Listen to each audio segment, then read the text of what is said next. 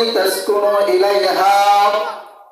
আমার আল্লাহ পুরুষ মানব জাতিকে বলে দেন, হে আমার বান্দা, তোমাকে চলার জন্য আমি যেমনি ভাবে শক্তি দান করেছি, তোমাকে চলার জন্য, কথা বলার জন্য আমি তোমাকে জবান দিয়েছি,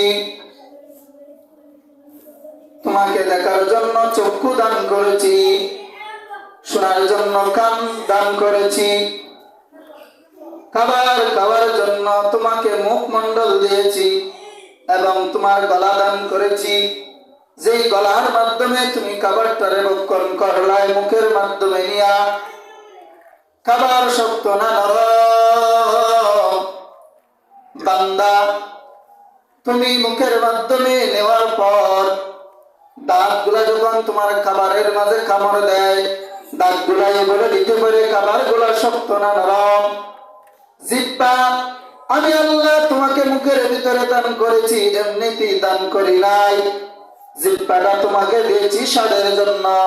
যে কোনো খাবার বান্দা তুমি খাও, সেই খাবারগুলা কেমন স্বাদ হয়েছে, সেই খাবারগুলা তিতা না নুনতা না মিষ্টি জাতীয় খাবার, সেটা তোমাকে বোঝার জন্য আমি আল্লাহ যেমনি ভাবে তোমাকে জিহ্বা দান করেছি, তেমনি ভাবে আমি আল্লাহ তোমাকে সৎ পথে আনার জন্য, তোমাকে ভালো কাজ করার জন্য, তোমাকে ভালোভাবে চলার জন্য, তোমার জন্য আমি আল্লাহ সর্বশ্রেষ্ঠ উপহার তোমার মাধ্যম থেকে তোমার স্ত্রীকে বানিয়েছি।